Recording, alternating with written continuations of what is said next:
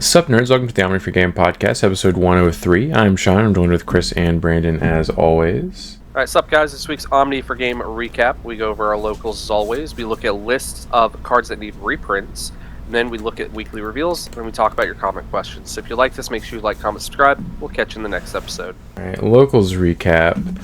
I actually don't know who needs to go first for Trinity. It could be me, but I'm not 100%. No, it's Brandon. Oh, okay. I didn't feel very good, so I stayed at home. Yeah. And then what did you go Tuesday, Sean? 1-1. I also went 1-1, so I guess it doesn't really matter. I mean, You can check on the app. I'm going first. Yeah, that's what I was doing. Okay. So, Josh was kind enough to build the Genku X, turtle deck, I think I've seen people call it, and bring it to locals, so we had some experience versus it. And where do they get these names from? I don't know. Where do we get these names from? I mean, this is Genku. They're calling it a turtle deck because you build this board that's immune. No, I get why. But I would just wait. I play I call that helmet. But maybe that's just because I'm from a different generation. Genku. You just put your little you just put your little helmet on. And your opponent can't interact with it, and you're just like, Yeah, so he was playing the version that played all of the Floodgate rookies, which I think is the best version of the deck. I've seen lists play none of the Floodgates, and I'm like, what's the point of that? That's dumb. Yeah. So he would stick a Gatsumon on the field, and then Genku X, and I'm like, man, this is really hard to deal with. I can't remember exactly how it went, but I actually almost killed him through... I don't remember now. I almost killed him through a Genku X Gatsumon, because they have to give me like so much memory to Genku X. But unfortunately, I didn't draw another champion, and I couldn't get bigger than his Genku X, so I was just forced to crash with it. And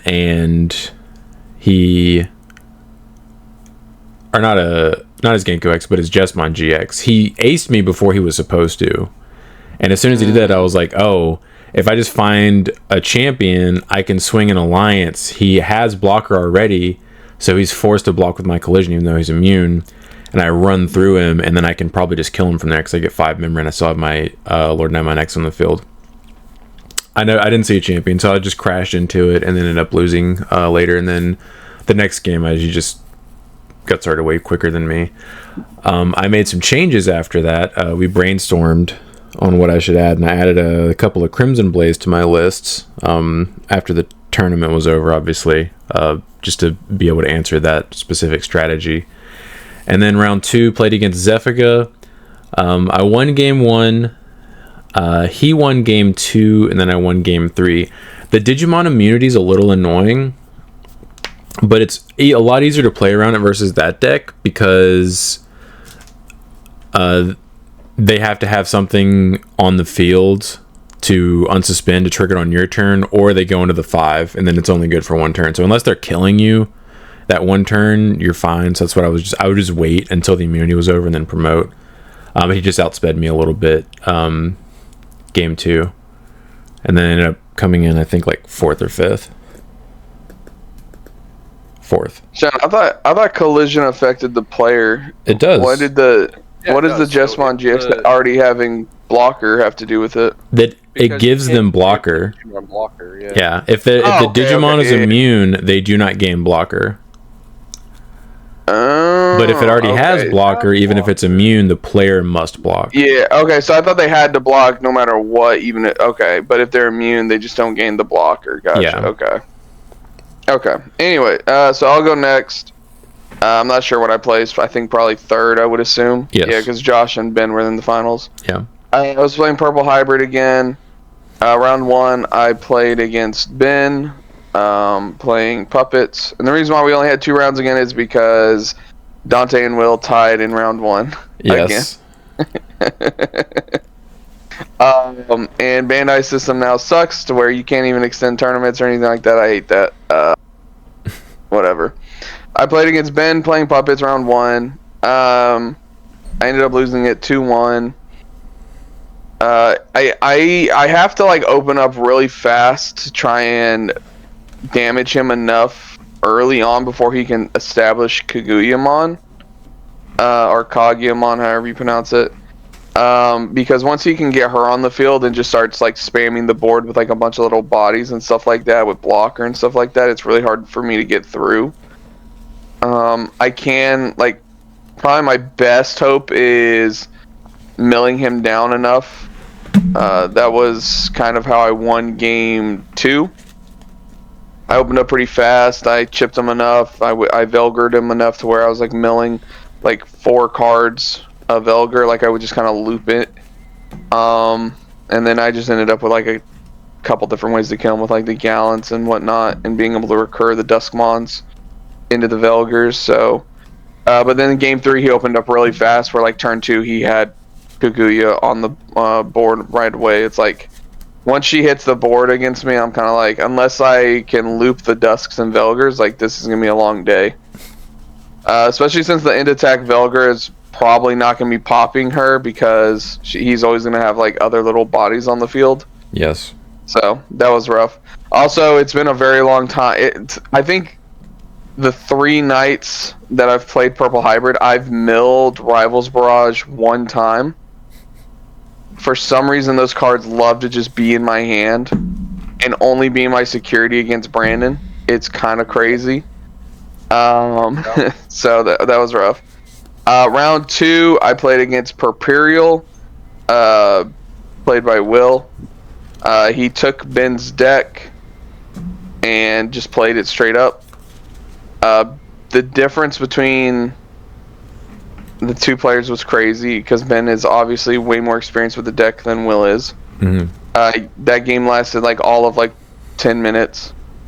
There was one point where he like digivolved into Salamon in the back and then hard passed me to 3, and then I my eyes got real wide, like, oh, okay.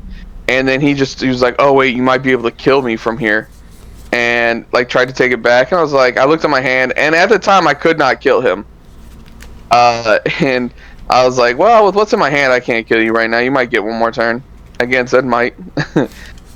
So he just hard passed me to 3. I drew into superior mode. I was able to kill him. Yeah, it was crazy. Like, it was just a massive difference between Ben playing it and Will playing it. Because I lost last Friday to Ben playing this deck.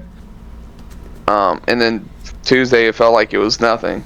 So that just shows like the kind of experience difference. Like how having experience with a deck can be like that much of like a difference maker. Mm-hmm. So I ended up getting that one 2-0. Not much really other than that happened. I just typical Purple Hybrid shenanigans, Ukos, Duskmons, and Velgers. Just it also helps that like his deck plays like multicolored stuff. Like a lot of his cards are like red, purple, and he plays an analog youth, so that's white. So I was typically always milling like 3 to 4 cards of Velger, which was nice. So, but yeah, and then I guess I got 3rd place because, you know, we keep tying on Tuesdays for some reason. Tying or the pair down loses, and it just cuts the legs out from underneath the tournament. We're like, all right, cool. Way to suck. Yeah. Yep. Then on to TBS. Yep. I'll go first. I got 4th. Also went X1. Playing Purple Hybrid again. Round 1, I played against Ben's Puppets. Again, I have to open up super fast if I even want to try and compete in that matchup with him. Unfortunately, both games I did not. I opened up pretty slow. I kept hands where I was like, okay, this is a good hand. I still need to see a couple pieces. Game 1, I just never saw Velger until like the turn right before I died. It's like, okay, this is too late. I've like already lost this matchup. And then game 2, I think it was Tamers. Like I was just lacking on Tamers, and both games he just opened up really fast. Like really fast. Like if you just high roll with that deck and you just don't have straight up answers for the Kaguya's, it's gonna be rough. But the deck does have its weaknesses. Like I've seen it, and it's just like, okay, you're not doing anything right now. So I ended up losing that one 0-2. Nothing of real note happened. Round 2, played against Royal Knights, played by Deshaun. His biggest issue was he hasn't really played probably against like a lot of our decks, and he doesn't know what our strategies are. Mm-hmm.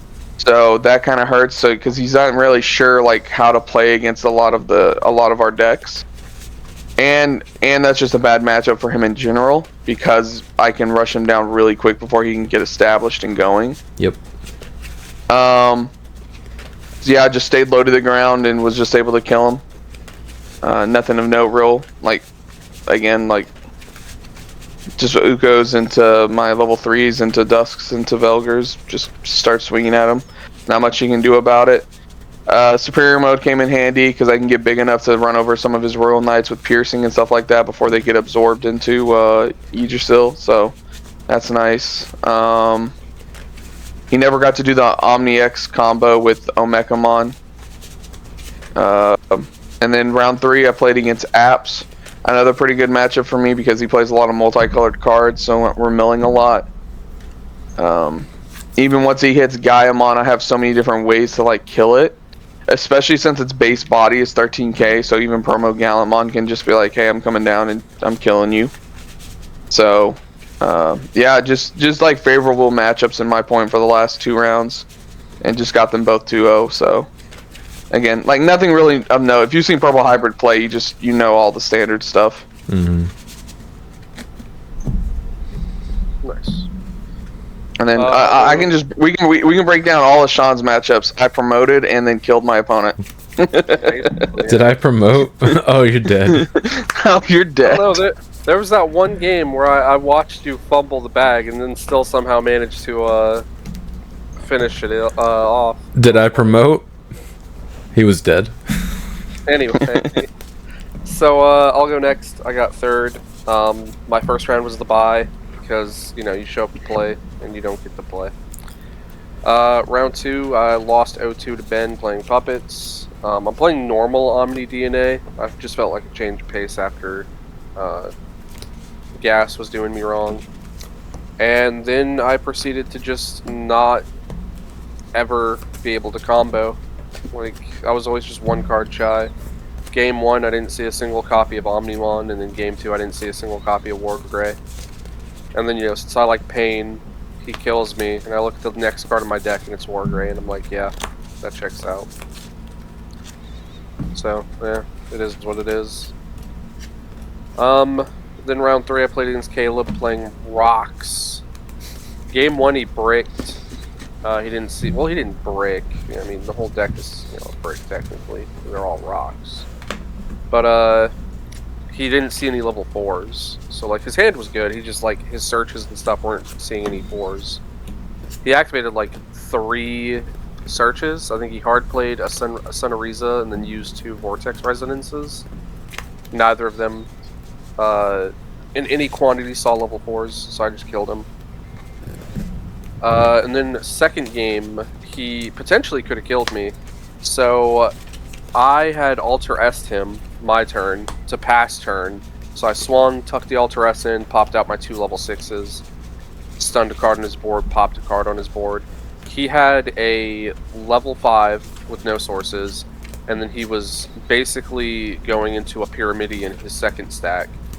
So he goes into his Pyramidi, strips the 3 sources, swings, unsuspends, does the whole thing. Thing has 3 checks. And I was like, alright, cool, how big is it? He goes 12. And I was just like, looking over at my security, I'm at 4 security. So if he would have just swung with the little guy first, checked the Alter S, and then swung with the Pyramidi, he potentially could have killed me. Now, of course, I didn't look at the rest of my security. There could have been another Omni in there or something, but he saw me put the Alter S there. Oops. My 15k body was the first security. So I just like flipped it, and he was like, oh no. So he kind of just died right there. And then I top decked the Omni next turn and just killed him. So yeah, that was my tournament. Oopsie. Oops. Whoopsie. Oh, it's very Mortal Kombat-esque. So I played... Huh? That's what I was going for. Oh, okay. I played Lord Nightmare X once again. Lord Nightmare. And round one... Huh? You talking about Gil Knights? I'm talking about Lord Nightmare. Gil Knights? So, round one played... Do you know what nightmares are? I feel like... Yeah, it's what I give them to my opponents when I promote my stack. Anyway, so round one played against Caleb, who has now seen what the deck is capable of and obviously knows that he's on a clock. Unfortunately, he's playing rocks and he wasn't able to set up OTKs either game, and I promoted game one, killed him. Game two, I was struggling to find Lord Nightmare X, and I had milled two of them, and I revealed the third one off of a search earlier, so I knew it was like at the bottom of the deck. And I was like, okay, fine. Scramble for no value, choke you to one, your turn. He already had a Digimon in play, so I was like, I'm just going to scramble the Lord Nightmare X. It's all I'm missing for my combo. We're Gucci. He does something, passes turn, and I immediately forget why I did that. And I draw for turn, and I promote, and I'm like, oh no. I'm sitting right next to him. I'm sitting right next to him watching because I got to buy, and I'm just like, why? What did you do? I was like, oh no. And I was like, all right, well, I guess I just got to get back to it. And I just comboed and drew / milled into my deck until I drew the Lord Nightmare X and killed him anyway. And Caleb was like hoping that I milled it every time I milled a card. And I drew it like relatively late into the combo. But there was I had like 1 or 2 mills after I drew it. And he was like, dang, I was hoping you milled it. And I was like, I already drew it, and showed it to him. And then killed him. So won that 2-0. That matchup's like unwinnable for rocks unless they kill me, because their stack doesn't do anything because I just de-evo it. And then round 2 played against Dante playing Apps, the Gaimon version. He also knows what's up there, so he needs to kill me quickly. And he was being smart, and he wasn't poking me with his little guys either game, because he didn't want to give me free resources. Game 1, I killed him. I promoted and killed him. Game 2, I promoted but could not kill him. And he actually promoted and outed my Lord Nightmare X stack, which isn't super hard for that deck. And he had a Gaimon on the field. And he passed turn, and I had a scramble on the field. And I had a scramble, a memory boost, and a training. And I think he gave me like 4 memory to start my turn. I scrambled a rookie to the field, and then proceeded to kill him through his Gaimon. I ended up giving my stack rush with the Cerberus effect, and killed him. He only had 1 security left, so like once I got the Lord Nightmare X out, it was over. Yeah. So I ended up winning that 2-0. And then round 3 played against Ben playing Puppets. Game 1, this was the only matchup where the Crimson Blazes came up. I never even activated them either other matchup. Game 1, I end up with 2 Lord Nightmare X stacks in the field. And I'm like, dang, because he had like 6 guys in the field. And I'm like, I can't kill him even if I check. Well, he had like 4 guys on the field, and I had 0 memory. And I was swinging for his last 2 checks, and I was like, dang, I can't kill him anymore. Like, I have unsuspends, but like I have collision, so like I have no way of killing him through all these bodies. I checked a level 4 that played itself out and played a token to put him to 6 people on the field, and I was like, okay, Crimson Blaze for 0 memory, and now you're dead. And he's like, yep. Psych. Yeah, I was like, oh, cool, perfect. Afterwards, you were like, wait. He goes, wait, did I actually have 6 people on He the was board? like, wait, I think it was for 1 memory. Like, after he started scooping stuff up, and I was like, no. You had 6 guys. I counted. You had 2 rows of 3. It was very, very definitely 6. Game 2, I mean, it wasn't really back and forth, but I didn't just promote and kill him like I did the previous game. Crimson Blaze came in clutch. I was able to... I went into a Lord Nightmare X, Devoed his level 5, and he had a Cinderella in the field and like 2 other rookie/tokens, and I Crimson Blazed him to pass turn. Or actually I kept turn, but I couldn't swing into his security because the Cinderella was at 12k and he minus me by 3, and I didn't have anything else on the field. So I just passed turn. He ended up clearing the Lord Nimon X, which was fine. And then on the following turn, I believe I killed him. Yeah. But Crimson Blaze kept him from doing anything valuable on his turn because he couldn't play token off Cinderella, couldn't do any of that. So ended up winning that matchup 2-0. Hashtag puppets still suck. Surprised I didn't see that message right after the tournament. I realized this morning that I forgot. I actually just sent it before we started. Wow. I was like, dang, dude, I forgot. All right, so Brandon pointed out to us that this article exists on TCG Player. I will say, this is actually about our next reprint set. It is. Which I think some of the choices make a lot more sense now that I'm seeing it. We'll see. So this was an article printed on TCG Player a week and a half ago. I see like 3 cards I do agree with already. Oh, yeah, 2 of them are getting reprinted, confirmed in the Premium Bandai set. Okay, good. Not dropping the price. Yeah, it's probably not going to affect the price very much. But so we're going to review these 10 cards and see if we agree/disagree with these. So the 10 Digimon cards that desperately need reprints. There's some shocking omissions from this. BT14 Koromon. I mean, does it need a reprint? It's not. How much is it? The only reason it's even that expensive is because it's the secondary/primary Tama for Omni. I mean, it's generic. It's used in a lot of things. It's generic red, usually decks that have Ukomon engines. Yeah, it's probably one of the best red one. Generically, red Tama. Yeah. I mean, it's more expensive than ideally we would want our Tamas. Does it need? Is it top 10 needed reprints? I don't think so. Should they reprint it? Yes. I don't. Yeah, I think it needs a reprint, but I don't think it's one of the top 10 cards that needs a reprint. Yeah. Reading the reasoning, he also brings up the fact that it was in Japan's LM set, and we didn't get that one. So we okay, so it's one of those cards. I don't know why. Now that we're like together with Japan, hopefully they stop doing that. Yeah, because they are reprinting really good reprints in Japan's LM sets, and they've just been douching on us with putting them in like event packs and stuff. It's also not just because of Omni either, Brandon. It's because I think this is the Tama Genku uses.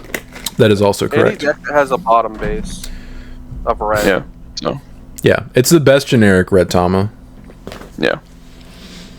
Ideally, we get this in an LM set or something. It'd be cool to get like a red foil version of this. Agreed. Then we have BT15 Demi Marimon. I don't know about this one, dog, because these 2 market prices are for the foil versions. Hold up. Wait a minute. I'm gonna fact check this one. There's no way this is that expensive for the regular. It might have just spiked because of those Machine Dramon lists as well, because this is the one that you play in those lists. Because this is this discard at level 5 to draw 2, right? Yes. Yeah. So like this is only played in Machine Dramon. Okay. This one also. They're about 250 for the regular uncommon. And I bet you they only went up because of those Machine Dramon lists that just stopped. Probably. Yeah. Well, I mean, the market price is 16 cents, so they just got bought out. Bought out. Yeah. And again, because what we just saw, I don't think this needs a reprint. They'll go back down again. Like, that was just 2 random tops by Machine Dramon. It'd have to be way more consistent. I mean, there's a dude in this who's an unverified seller who has 21 of them listed at $10.50 a pop. Nice. I bought 1 box of this set, so I think I might have 1 play set. I'm not even sure. Yeah. I mean, it's a really good card, but it's only used in Machine Dramon. It is hyper-specific. Would you use this in Mallow? No? According to this guy, yeah. Are the mummies and Arukenimons level 5s? Yeah. They are. Okay, then I mean, yeah, I guess you would use it for that. So maybe it's also upcoming hype for that deck. Yeah, it's just generic draw if you're playing level 5 and highers and want them in the trash or don't care that they're in there. So I mean, I'm on the fence about this one. Well, you know, is it in the top 10? No, in my opinion. I don't think But so. should it get a reprint because it's $250 a pop for Atama? Yeah. Sure, this would be one of the cards that'd be like, all right, throw in an LM set. Sure. Yes. Then we have BT16 Ukamon. This I wholeheartedly agree with.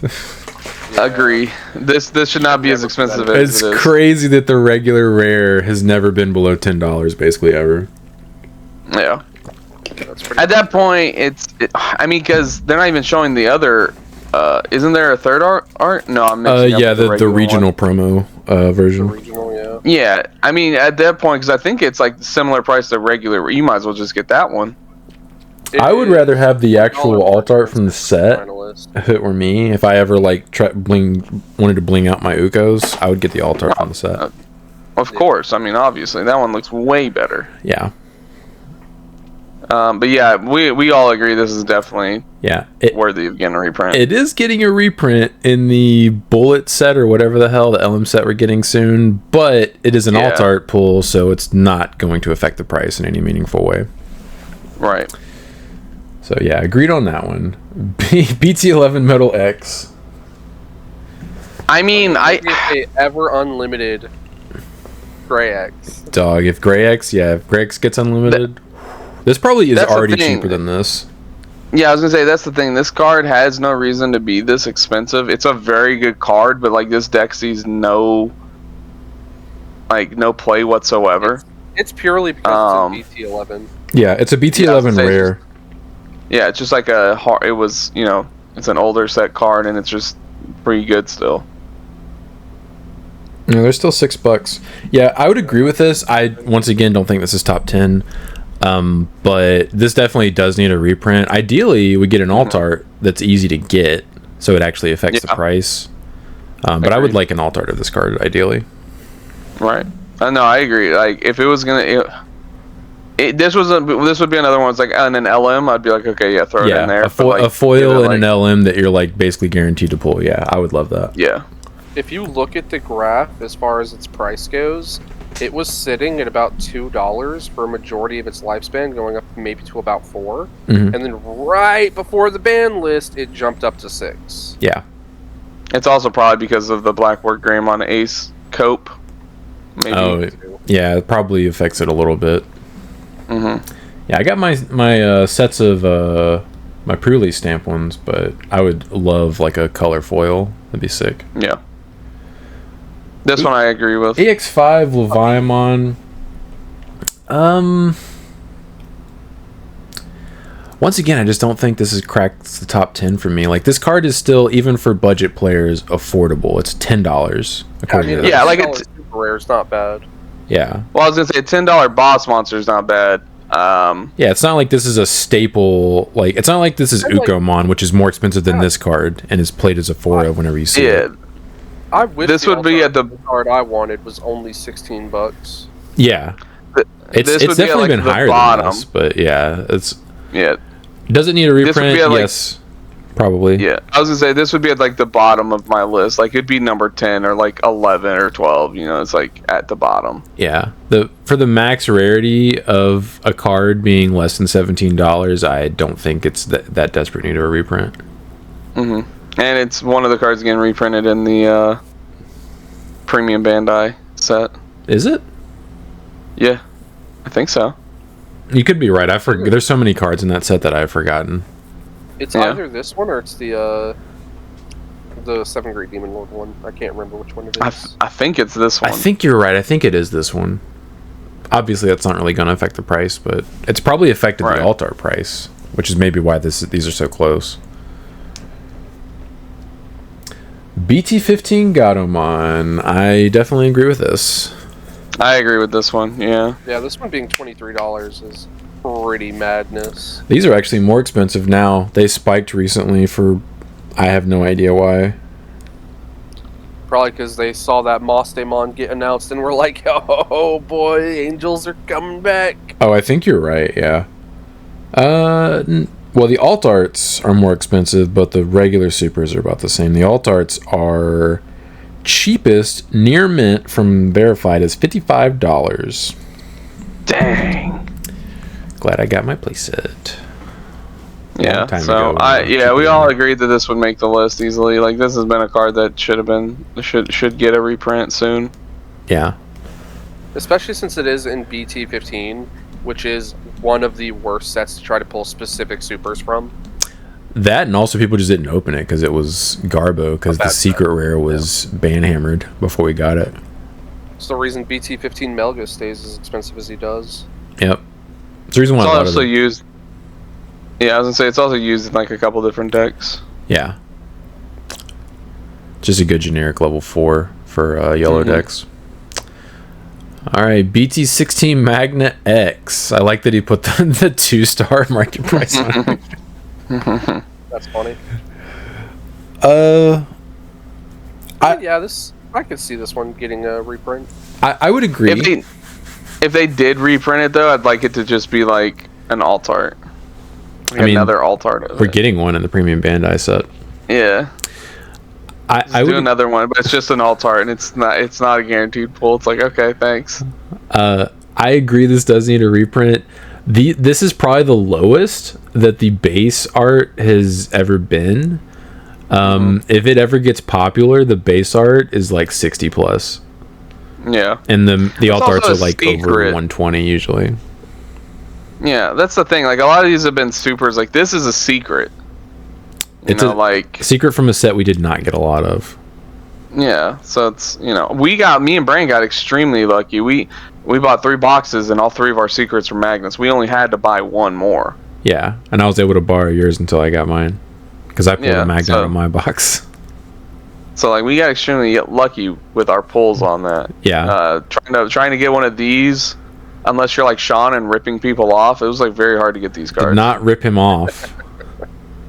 Gun to his head, he said, his cards. Hey, I have these cards. Do you have these cards?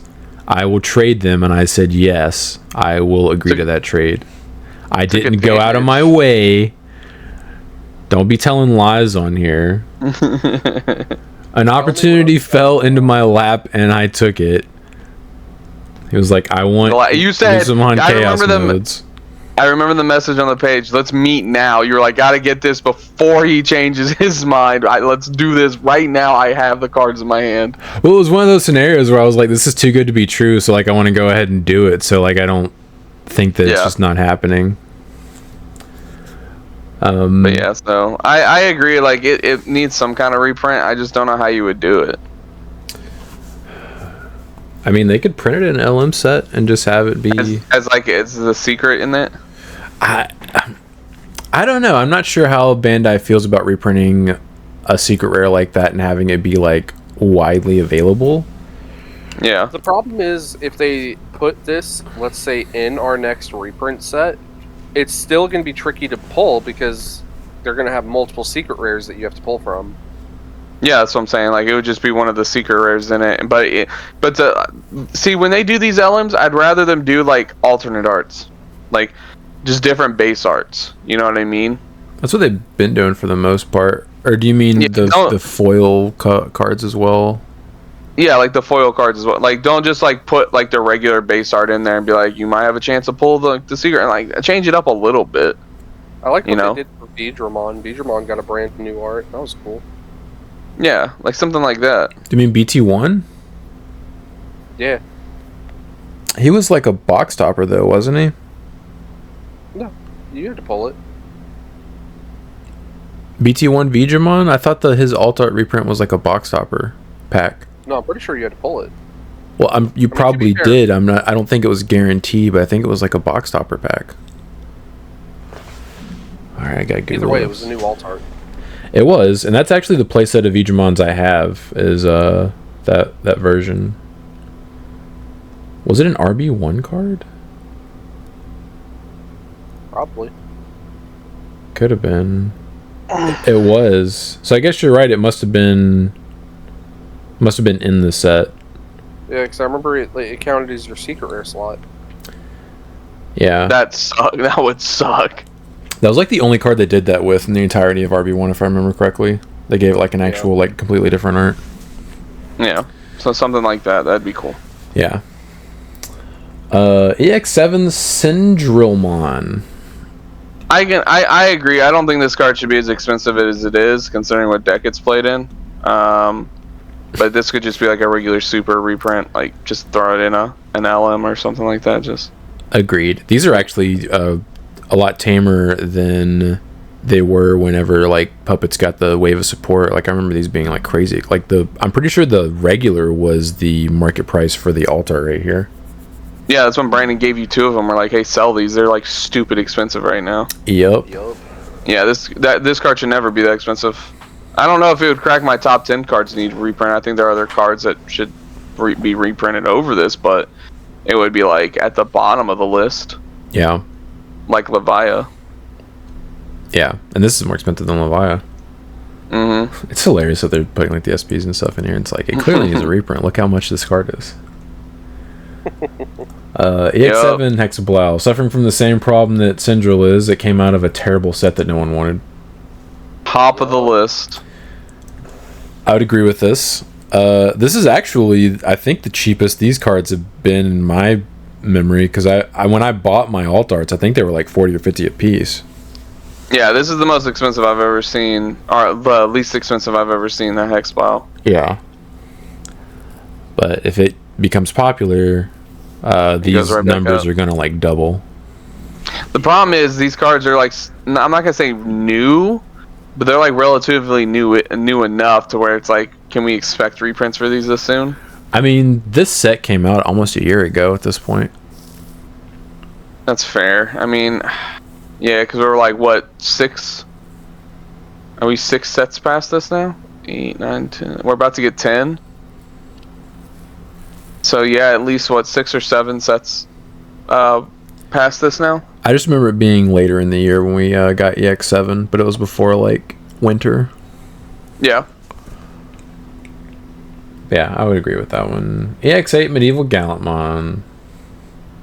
Yeah. Once again, besides when the set first came out, this is the cheapest I've seen these cards besides the SP, but I would agree. This does need a reprint. It's just a really good tech card. It's just like old Death X, like, which I'm surprised Death X isn't on this list. Death X's are like less than $10 if you want to get are they $10 right now? Okay, that's definitely the cheapest, which I think is wrong. I think that card is still very, very good. It is. Like, yeah, that and Medieval are both just like, they don't really have homes. They just are like, hey, you have 2 or 3 spots open left in my deck. Just throw these cards in, and you're like, good. This is the problem we were talking about with like option cards. If they just printed better in archetype option cards, you might not have to try and pick up these cards. You could just play those cards. Yeah. But like, because these are such better floodgates and like removal cards, like people want to play these instead. He's a body that you have to answer. Yeah. It's not a one-time thing. He's just like a 7-cost body who's just gonna sit there and he's like, okay, now you gotta deal with this until you can get rid of him. Yep. Also, mind you, he'll have Vortex and Alliance, so have fun. Mm-hmm. Yeah, pretty solid effects. He's fallen out of favor recently just because like not a lot of decks play more than like maybe one of him, and usually the decks you see him in are like the Growlix decks that got hit recently. But if he becomes popular again, these numbers will be significantly higher. Agreed. I remember. I mean, they're still really high. They are. They're really high for a card, especially for a card in our game specifically. But I distinctly remember the regular art Medieval Gallants being like 110 plus at one point. Yeah, this would definitely be like at the top of my list if I was like, okay, cards that needed reprinting. This would be up there. I agree. I think it might be the most expensive base rarity card we still have. That would make sense. If you told me that, I wouldn't be surprised. But yeah, okay. Yeah, I just confirmed if you want to get a Death X, the cheapest one is the event pack one, and those are less than $8. Yeah, so you might as well just pick some of those up now while there is, because that card's always going to be like somewhat relevant. It'll come back into favor. It's never going to be an awful card forever. Yeah, it's a relatively really good floodgate that answers wide boards. Yeah. It's like, oh, I'm losing. Not anymore. Yeah. I miss being able to fit it into decks. It's so good.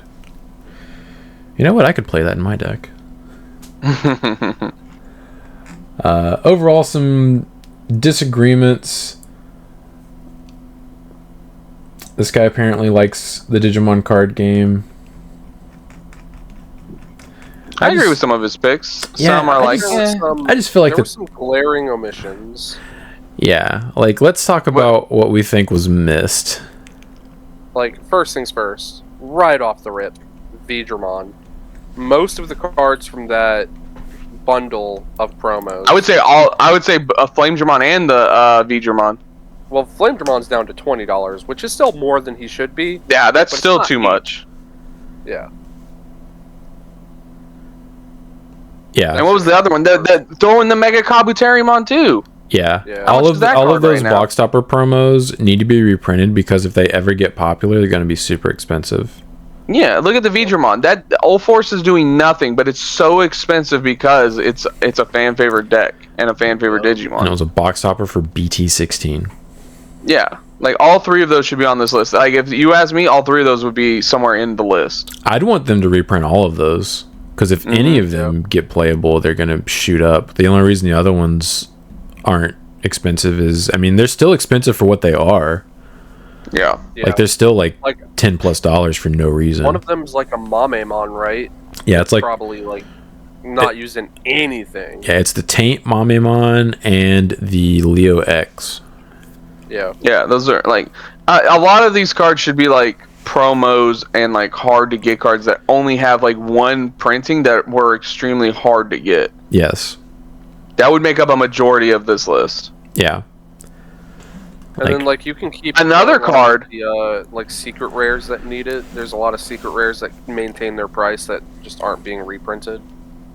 Yeah, and then there are some cards that I'd be like, hey, this needs a reprint just because like it's from like an older set or like really weird set that didn't come out, or it's just something I'd want in Altar, like Starter Deck Magnamon. You know, the D Evo one out of security. I would just want to see that get reprinted as an Altar. That's just like a fan favorite of mine. It only showed up in the advanced deck, so it only has. Yeah, like it's right. And if Magna ever pretty cheap though. Oh yeah, they are. This would just be like something I would want to be like, I want an Altar to this. Yeah, they're still less than $1. Yeah, see, they're not expensive. I would just be like, I kind of wish this had an Altar. It's like one of the only magnets. It is an Altar, dude. It's textured. Yeah, but I'm like, I want, you know, like, there's gonna be a regular art, which is that one, and then another spoiled, okay? I would like cards that don't have texture foiling to get alt arts before that. That's fair. Okay, then what do you think is missing out of here, Sean? I think I have one more that no one said. I'm surprised. I think despite the fact that it already has a reprint, it needs another one, Ruin Mode. Yep. Okay. Because they are currently still $40. Yeah. All three of them. Yeah, all three of them are like literally the neck and neck same price. They're all like $40. Mm-hmm. Which is crazy because like at that point, spend the extra like $2 just to get the alt art. Yeah, I have my favorite version, which is the LM printing. I like that alt art the best. I'm surprised you didn't say this one, Sean. I was gonna say Pyldramon. Yep. That's one I was thinking. That one. That actually, yeah, that's a good one. I didn't think about it because I have them. Yeah, that's one I'm like that needs a reprint. Yeah, they're currently pretty cheap. Probably as cheap as they've been since the set came out because it's not really doing a lot. But when that deck is popular, I recall the regular super being over $30. It's one of those cards where it's like, how would they ever power creep this card? It would like, be... what would the next Pyldramon have to do? The next Pyldramon is going to be worse than that one. It's going to be. Most likely, yes. If they print a new Pyldramon too soon, it will be worse than that one. Yeah. What 100%. They need to give us is a Dino B that's blue and green that has partition that does something. But yeah, it will be a long time before that card is... Like, obviously, the first card that comes to my mind that I play, it would probably be BT15 Melga. Because I know that kind of priced a lot of people out of playing yep. those types of strategies with Omni DNA, whether it was, just normal Garu. He still hovers around $40 to to $30. So, that one. Especially since, again, we talked about it, he was in BT15. Like, you could probably look at a good few cards in BT15 and just be like, yeah, reprint that. Like Gabumon from BT15, I don't know what his price is sitting at right now, but he's used in a lot of Gabu-based strategies. Let's see. The Altarx is 20, so, and the regular art's like 6. That's not bad. What is this? But, you know, having to pay $6 a pop for a rookie feels kind of bad. What is this? I'm talking BT15 Gabumon. Oh, I didn't realize it was so expensive. Yeah. Especially since he doesn't have a reprint, like, not like an Altar or something. He just has his normal set printing. Mm-hmm. Because, like, BT17 has already received 2 reprints. He has Post-Nut Clarity Gabumon reprint, yep. and he has the Omni Binder reprint. So... Post-Nut Clarity is expensive, too. Yeah, I saw that. I don't know why. People want to get the Omni Binder one with the foiling and stuff. People really just want that Post-Nut Clarity Gabu, I guess. Yeah, I have no idea why. Because I don't even see it played that much. Yeah. I mean, you can use it in Omni DNA if you play the red base. I just thought of another really good one. Alright. Jesmon GX. Oh, yeah, that's good. That is true. That guy just randomly is... He only has the one printing and then the Altar, right? Yes. He's getting one in the premium Bandai set, though. Mm-hmm. Yeah, but that one doesn't count. Yeah, but like we said, I don't foresee that impacting... Oh, wow. How much is he? Is he cheap? He is shockingly inexpensive right now. How much is it? The alt arts are less than $18, and the regular arts are less than $12. That's very surprising. That's the cheapest I've ever seen. Maybe that's because I haven't looked at him in a long time, but most times he's like over 20 when I check. That is the cheapest I've ever seen that card. Normally the alt arts are like 50. They range between like 40 and 50. Yeah, that's crazy. That's like if you want that guy, you got to pick him up now. Yeah. Yeah. That is wild. Especially since that Genkumon deck is going around. Like, I know you only play typically like maybe 1 or 2 copies of this card, but like you never know when Jesmon might pop back up, or like Royal Knights might use this card or something. You know, it's just always good to have a couple copies laying around. Yeah, he's a good card just randomly. I have a playset of him just in case I ever want to play it. Yeah, he's been dropping since May, and he's just bottomed out. That's crazy. Yeah, that's... Do you guys think of any like commons or uncommons that you think are absurdly expensive? I mean, back in the day, that Monzimon would have been nice if they would have reprinted that. Like, if we were back in that time, I would have said that card, but... Yeah. That card's... Yeah. I know. The BT2 Kurisarimon, those are apparently like $10 a piece now. Oh, right. The one that doesn't have once per turn gain of memory? Yes. It is currently sitting at $6. Okay, that's cheaper than they were the last time I looked, because last time they're $7. Still, for a BT2 that would have been cool to have an Altar. Yeah, just give us an event pack foiling or an LM event pack foiling, whatever. Yeah. I could have sworn there was also another Diaboromon card that people were saying really needed a reprint. The EX6. It's like $26, $28. Yeah. That and the promo. The promo's already had one reprint, but it was a premium Bandai reprint, so like doesn't really count. The textured reprint for the promo is $20. The fake one, the one that looks like a fake card, the counterfeit, $17. Yeah.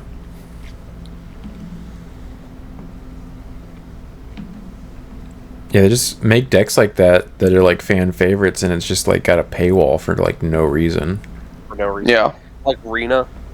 Yeah. I mean, at least finally. Rena, yeah. We're finally getting a reprint of that. You can say the same thing about Mastamon. Mirai. Yeah.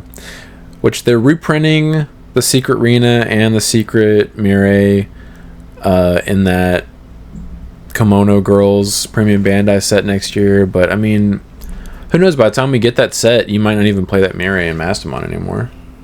Right. So it might be too late. Sitting at 50 for alt art, 32 for regular art. Did you say Rena or Mirai? Rena. Okay. Yeah, Mirai's still really expensive because it was an EX6 card. It was a secret rare. Yeah, secret rare EX6. We're looking at 70 for alt art, 65 for base art. Yep. No, wait, that's the Cyber Eden one. My bad. Regular art, we're looking at 44, which is still expensive. Okay. I forgot about the Cyber Eden Mirai. She's crazy expensive. I did too. I just saw it and I was like, oh, that's clearly the Mirai I'm looking at. I was like, wait, no, it's not the right play cost. Yeah. She's expensive for no reason. I guess all the CS copers. Yeah. I mean, she's a really good card. I mean, yeah, she's used in Omni DNA. She's used in CS. Eaters. People do use her in Mastamon. Mm-hmm. But yeah, they were smart and actually made it work for both. And be smarter if it let you play itself.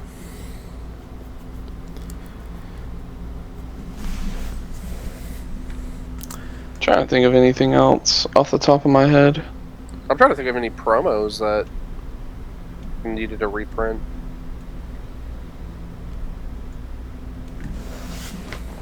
I'm gonna go to. Can you think of any, Sean? Sort through promos. I don't think so. They've recently been pretty good about dispersing promos because they just pump them into the tournament packs, and so like we have an abundance of them, which thank God, because for some reason they decided for all of last year and prior to that they were like, box topper promo, you guys will get these, right? Right. Wow, TCG players promo. It includes regional participant stuff. Yeah. I was just more looking for cards that have to pee on it. Yeah, reprint the regional stamped Return to the Primogenitor. That's what I want. Those things are like $35 right now, and I don't want to drop that money on those. Omni X can maybe use a reprint. That's a good one, although that set is very, very new still, but yeah, that's... yeah.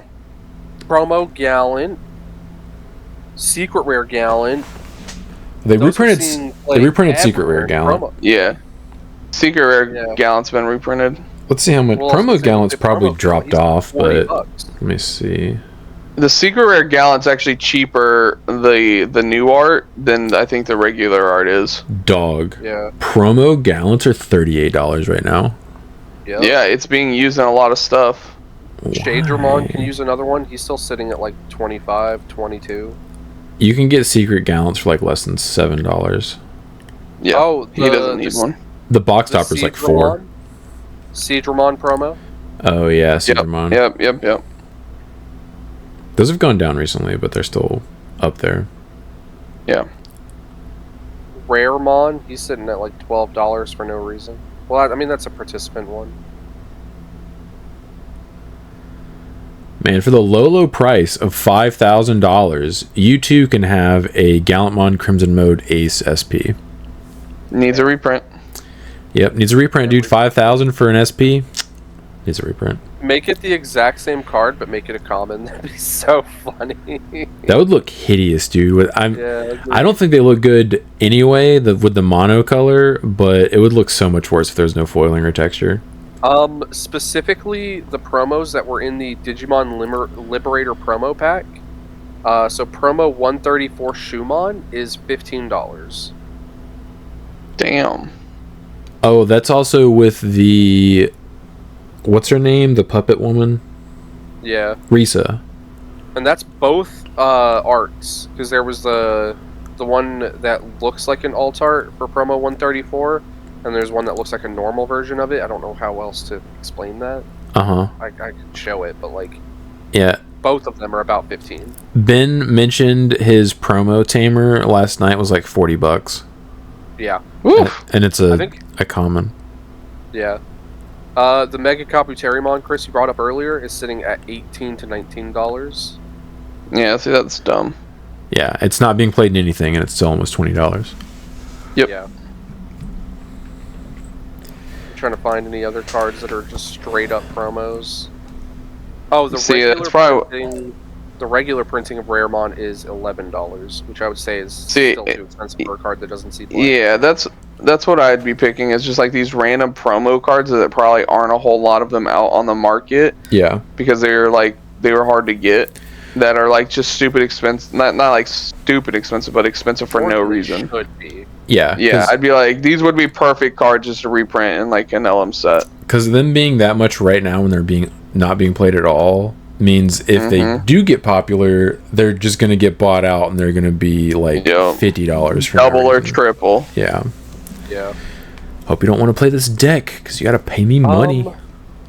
This is gonna be a weird version of this. Instead of this card needs a reprint for price wise, are there any cards that they haven't reprinted that have erratas? Yeah, just all of like any that don't already have a reprinted errata should be reprinted errata. Put it in a proper set so it's easy to get a hold of.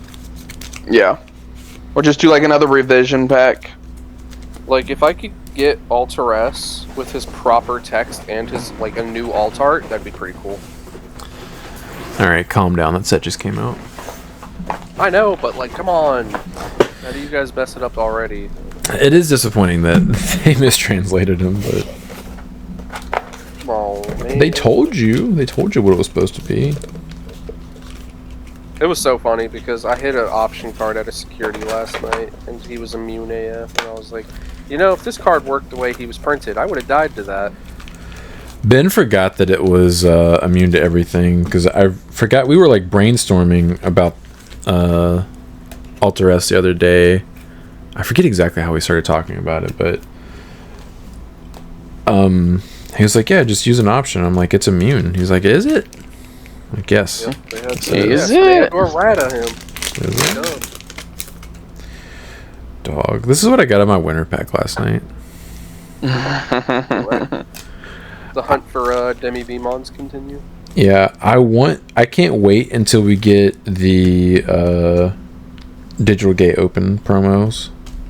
Agreed. Yeah, should only be a couple more weeks. Yeah, I think I saw October is when they're going to be legal. Yeah, I am so excited. I'm gonna get to play Shine.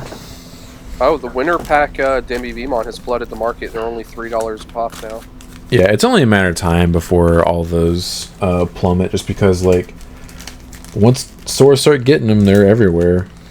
Yeah, they're everywhere. I don't know why people buy those like the week they start getting listed because they're always like $10, and it's like, give it like a couple weeks, guys. FOMO. That guy was like 30 when they first came out. You know what I'm saying? I was more referring to all of them. Yeah. It's just like, FOMO. If you're paying $10 for Wicked God Emerges, I'm sorry for you. Yeah, I gave all mine away. Every time I pulled it, I handed it to Chris. Yep. Like, I ain't playing this terrible card. I also got this guy for coming in first, because... Oh, come on, there we go. Or this lady, I guess. Probably never going to play her in anything, but cool to have, I guess. Yeah. Sometimes it's worth it just to have a collection card. Mm-hmm. If I ever decide to put her in a deck, I have one. Alright, weekly reveals. Weregaru, blocker, on play when digivolving. If you have a tamer with the CS trait, give one of your opponent's Digimon start of your main phase Digimon attacks until their turn ends. Inheritable, all turns once a turn when attack targets change, de-evo one of your opponent's Digimon. Ben debated me so hard when they announced this card. Because he texted in our group chat like, oh, they just printed a new CS Weregarurumon, and it has like taunt. I was like, oh, sick, I need to go check this out. It's literally hard locked to CS trait. Or just generic black. Oh, because you can't evo on top of blue stuff? You can't evo on top of anything that's not black or CS trait. Like, not even Garu would name or nothing. Yeah, it's annoying that they're doing this. I'd rather them, if they're gonna do this, I'd rather them make it to where you can splash in its own archetype as well. But yeah, I mean, because we said this in the group chat, like, you could rename this card any card as long as it was in the game, and it doesn't change the card. Yep. But because a character has a black Weregarurumon, they were like, here you go. Yeah, like you could play this in basically like old school Black Alter S. That's the only thing I was thinking of. But even then, like, it doesn't do anything. Yeah. If you do, like, you have to be playing CS in order to like get the taunt. It's just yeah. Sad. Hard block. Yeah. We got Bancho Leo. When this card will be played, if your opponent's Digimon with 10,000 DP or more, reduce the play cost by 5. On play, when Digivolving, one of your other Digimon may Digivolve into level 6 or lower Digimon card with Leomon in its name or the CS trait in the hand without paying the cost. End of your turn. Once per turn, one of your Digimon gains raid for the turn, then the Digimon may attack. So whoever you give raid to has to attack. May attack. He's also a specifically that one. It's not any Digimon can attack. Yeah. Only that one is the one that you ban. He's also a CS trait and Digivolves for reduced costs on CS trait, so... And Leomon. Guess we'll have to wait and see what some more of the support for them is. Josh was excited about this. I don't know why. He said why, but I like wasn't listening to him because I was just surprised that he thought it was a good card, but obviously it works in something that I'm unfamiliar with. I mean, at least this one's also not archetype blocked. You can actually just play this in a Leomon deck. That's right. Yeah. Like, you can also play this in Leomon. And then Josh was super stoked that after he smoked me with Genku X, these cards got revealed, and I opened my phone and showed it to him, and he got like super excited. Yeah, he popped off. He was so excited. So he's like, "What? He's like, what do I not have to play anymore? Some random level 4 in his bird deck." He's like, "I don't have to play that anymore." Yeah, I forgot what card he said, but yeah, he's like, "I don't have to play this anymore." On play, when Digivolving, delete one of your opponent's Digimon with 4,000 DP or less. Inheritable. On deletion, you may play one red or CS trait tamer card from your hand without paying the cost. Yeah, that's just generic good support for burbs. It works with CS, but it also works with burbs. No CS deck is going to play this. Probably not. It's only burbs. Yeah. And then we have Garudamon. On play, when Digivolving, one of your Digimon gains raid for the turn. On deletion, you may play one level 4 or lower Digimon card with the CS trait or Avian, Bird, Beast, Animal, or Sovereign other than Sea Animal in any of its traits from your hand without paying the cost. Inheritable. On deletion, you may play one level 4 or lower Digimon card with the CS trait or Avian, Bird, Beast, Animal, or Sovereign other than Sea Animal in any of its traits from your hand without paying the cost. I love Crazy, they're starting to... Yeah, they're starting to add level caps to it. They're like, yeah, well... Well, yeah, because they realized how dumb it was to be like, well, the DP is relative to like your opponent's security stack. Anyway, here's a level 6. Yeah, here's level 6. You're dead. Yeah, pretty good card. I don't know if he'll end up playing this. I think he was less excited about this. I think he was just super stoked about the 4. Yeah. I mean, they already have really good 5s, even though... I mean, they just got some room. Got some extra room for 5s now. Yeah. I mean, I'd still probably play the adventure one over this, right? Because that one at least like gives alliance. Maybe. Yeah.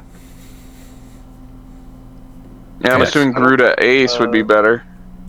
Yeah. Probably. Then we have Goro. He only has 2 arms. It's weird. Start of your main phase. Your opponent's Digimon gain 1 memory. Your turn when your Digimon are played or Digivolve. If any of them have Avian, Bird, Beast, Animal, or Sovereign other than Sea Animal in any of their traits of the CS trait by returning its tamer to the hand, one of Digimon gets 3,000 DP for the turn, then one of Digimon may attack.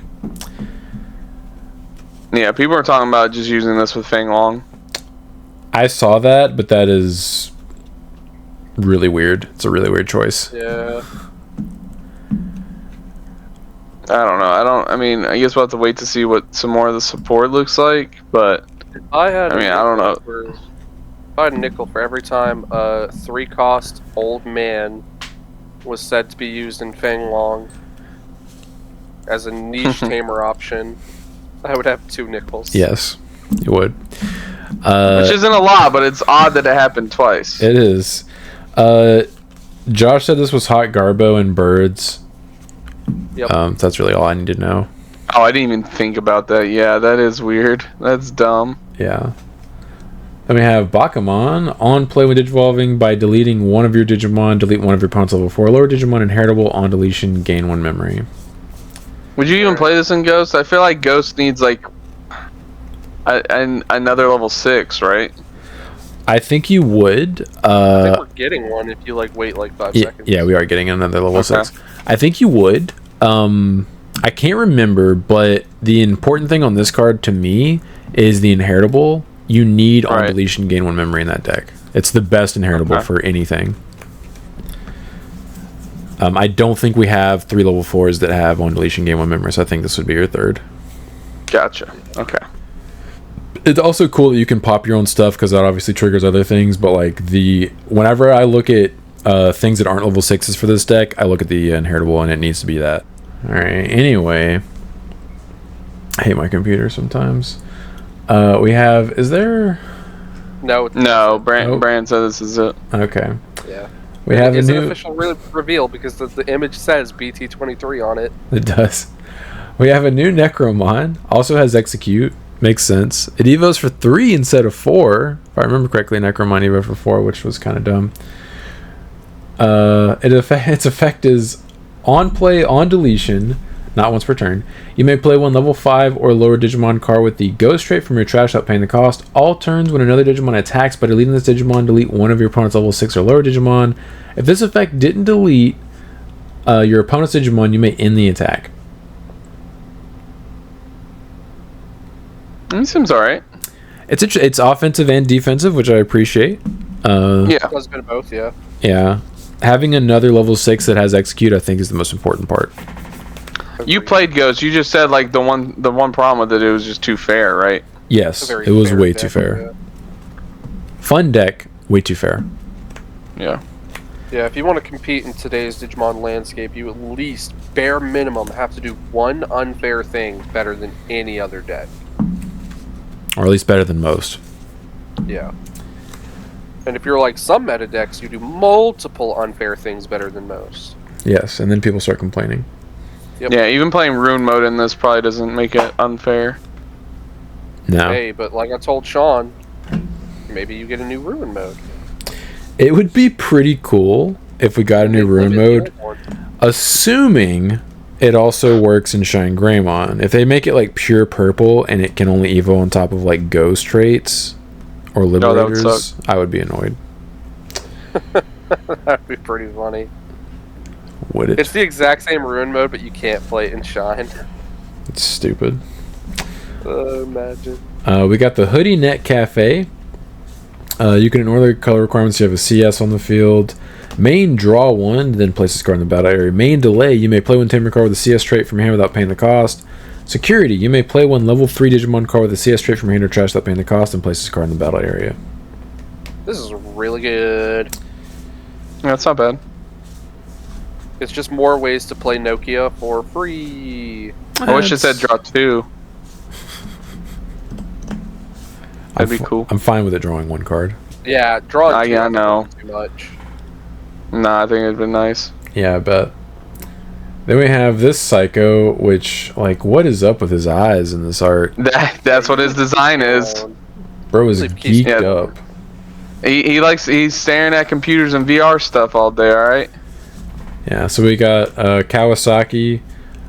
He's a memory setter, and then end of your turn by spinning this Tamer and returning one of your Digimon with the Hoodie trait to the hand. You may play 1 Tamer card with the CS trait from here without paying the cost. All turns, all of your Hoodie trait Digimon get 1,000 DP. Yeah, I mean, I guess once we see... This seems very mediocre to me. Well, we need to see what the Hoodie strategy does. We don't have its payoff Yeah, we yet. still don't know. It looks like it sucks. That's what it Yeah, so far. It does not look good. That's what it looks like it does to me. It sucks. I still want this card just because I love the Hacker's Memory game, and I would love to have at least one of this guy for collection. Mm-hmm. Mm-hmm. He's definitely my favorite of the 2 protagonists. Nah, he's not as cool as the other 2. Alright, we got Eggnog. Start of your come main... on. This is an easy one. Start of your main phase, your opponent's Digimon gain 1 memory. All turns, when any of your Digimon with the CS trait would be deleted by returning this Tamer to the bottom of the deck, place one of those Digimon as a top security card. I mean... That's really weird. That is a very weird effect. I don't know if it's worth the payoff. I don't see how it would be. Unless some of them have security effects. Yeah. I was gonna say, unless you start doing, like, this person's archetype if they get security effects, that would make more sense. I guess, yeah, that's fair. It could be security effects, but if it's not, this is awful. Yeah, this is a very weird card. Okay. Yeah. Cover, I guess. Especially since he's also not a memory setter. He's just like, here's just one memory. 4-cost tamer that just gains memory for your opponent's Digimon in play. Then we have Gekomon. On play when Digivolving, trash any 2 sources from your opponent's Digimon, inheritable blocker. It's not jamming. That's shocking. No, that's crazy. It's not. What do you mean it's not jamming? It's not jamming, too. I can't believe it's not jamming. Literally, that's crazy. Yeah, I'm losing my mind over here. It's like they listen to this podcast like we can't give a jam to make fun of us. We can't do it. And then we have Waymon. All turns once per turn when this Digimon would leave the battle area other than by your effects, you may play one level 4 or lower blue or CS trait Digimon card from its Digivolution cards without paying the cost. This is literally just decode. Yeah, G-code. It's decode, but slightly different and not a keyword. Slightly different. Yeah, it's just why not just throw decode on there? Yeah, and then the inheritable is the same exact effect. Okay, Bandai. This reminds me when they had save, right? And then they gave us like amped up save, and they just, instead of it being a keyword, they just write it out. Yeah. Very strange. Yeah. And then we have high quality of all the promos we're getting. This is the one I'm looking forward to. Can't wait. Yeah, we all need a playset of that card. Yeah. I'm gonna get some of these next weekend when we go to Bandai Fest or whatever it's called. Nice. Too bad you won't be able to use them, stupid. Well, I wouldn't want to use them next week anyway. It's going in my Shine Greymon deck and probably nothing else. Hold on, read it again, Sean. Digital Gate open. You can ignore this card's color requirements. Main, reveal the top 3 cards of your deck. Add one Digimon card and one Tamer card among to the hand. Return the rest to the bottom of the deck. Then place this card in the battle area. Main delay. You may play one Tamer card with the same color as any of your Digimon on the field from your hand with a play cost reduced by 4. Security effect. You may play one Digimon card with a play cost of 3 or less from your hand or trash without paying the cost. Then add this card to the hand. You don't think you would play this in something like Magna? Get Davis and Ken out for free. And it's a searcher. Yeah, but then you're having to waste a turn. Because your boot, yeah, but your memory boost and don't add your trainers. I guess that's fair. Maybe. I'm just thinking like of other decks outside of Shine because this has obviously got to go in Shine. Yeah. 1,000,000%. Goes in Omni. But like, well. You can play Nokia for 1. This guy. You can play all your end of turn attacks for free. Yeah. And it searches, so it's nice. Consistent. I mean, you wouldn't get you'd still have to wait another turn for the Ken and Davis like to be able to like get its full effect, like playing the Digimon. The issue is that you have to have Digimon in play in order to be able to play the Tamer. Yeah. Fair. Like I might mess around with it. Like that's oh my god, do we get it? It plays Nokia. If you can sit there and jerk your Shine off, like, ooh, look at me shine. I can jerk off Omni, alright? Pause. Well, no, pause. Homo intended. Digimon don't have genders. I would probably test it, but it doesn't feel anywhere near as good in that deck as it would in Shine because we have that new Geo that just is like, oh, I played a Tamer, warp into Rise for free. Yeah, I was just thinking of like some other decks that might go in. Yeah. I thought Magnum might be like a good one.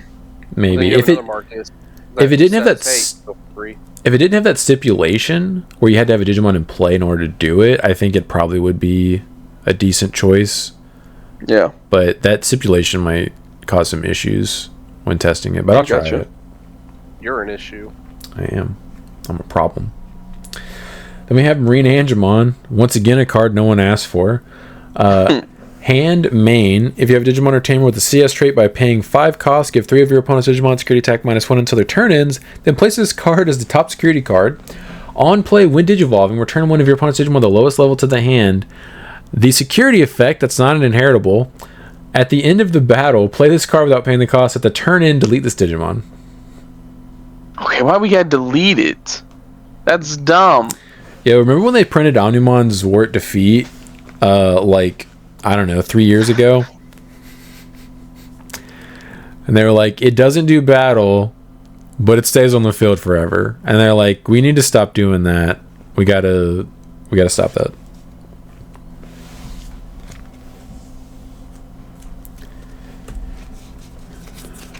It gets deleted because it'd be too good, obviously, if it stayed on the field, dog. Well, I guess. so. Whatever. It's not like you could loop it. Like, what are we doing? No, that's what the tamer's for, Chris. You could... Remember? That is true. You could do it with the tamer, but you could also loop it with tactical retreat. But like, who cares? That's what the tamer's for. Yeah, who cares? Please put this on. Please put this in your deck with tactical retreat and that tamer. Thank you. Thank you for making your deck worse. Whatever. This is dumb. Yeah.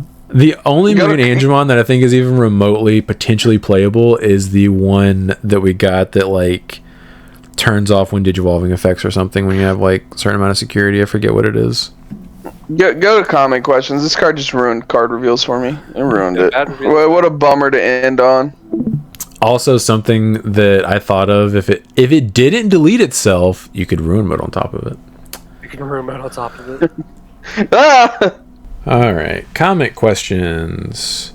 Goatboy TM4676, thank you for being a channel member. What's the lore behind the track Get Lit you use in all of your videos? Also, as a Browns fan, I'm looking at nothing but disappointment this year, as always. Well, at least you know.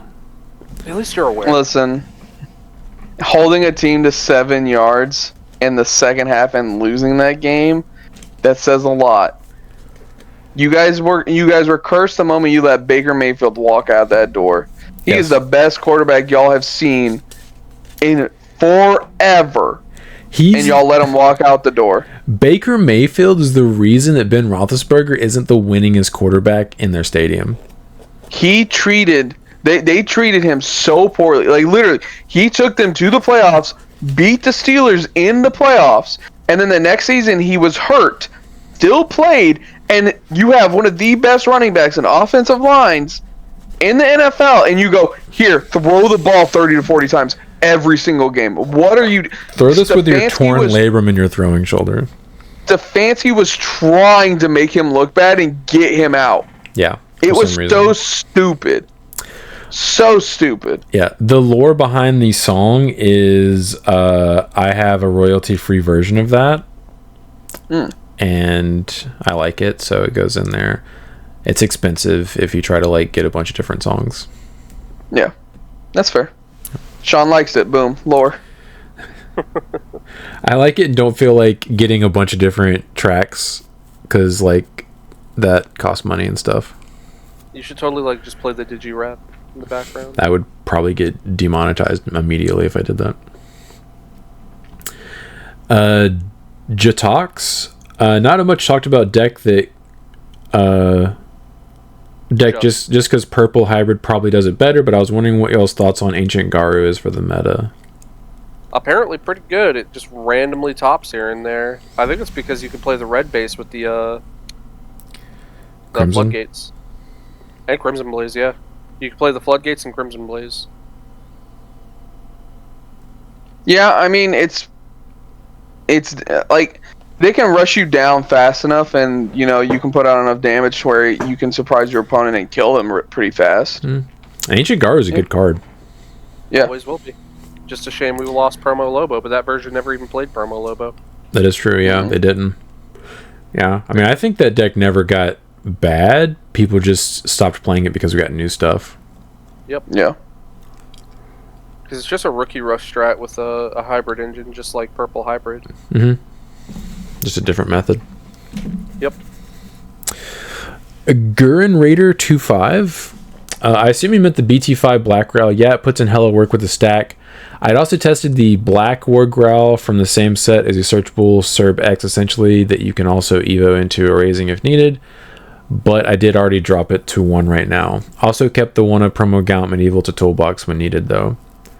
Yeah, I use the Black Growl a little bit. If they were to limit Growl X, that's what I would play. But because Growl X is at 4, you can't really play that card. But yeah, I'm not playing promo Gallant or Medieval in my deck. There's just no room, and people can't call it Gallantmon. Instead, they just call it Gale Knights. They call it Lord Nightmare. Justin Jenkins 4301. Guess I'll be building Omnimon for BT22. Yeah, good. Hey, there you go. Have fun getting Ultra S's. He's expensive. Unfortunately, he is. A teen 1220. Andromon is a blocker inherit in the DM machine list. Yeah, I for some reason thought the inheritable was Bear, so I never even clicked on the Andromon, but apparently that was where the blocker was coming from.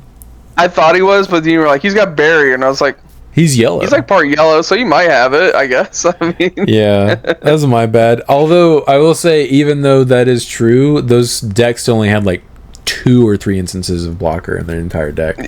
Yeah, because like since I'm on my phone, my screen's pretty small, so I'm like looking in, and it's just like, you know, I see what looks like could be blocker or barrier, but you said barrier, and I was like, yeah, I believe him. He's got full screen right now. Yeah, he reads cards, right? Sometimes. Mcar 1224, thank you for being a channel member. Well, guess got to give you some money then. Also, please show the Lord Nightmon. Loved your old build, would love to see the new. There is a very real chance, like right now it's probably like 99%, that I'm going to be playing it next week at Bandai Fest. Here's the list. You play the Guilmon engine, Cerberuses, and then you slap Lord Nightmon on. Figure out the rest yourself. Boom, there you go. The rest is just boosts and trainings. But after the... Figure out the ratios yourself. After that tournament, I will be posting my list. Does that mean you can put the Magna list down for members only? No. No. No? Okay. All right. Sorry, guys. I tried, guys. I'm trying.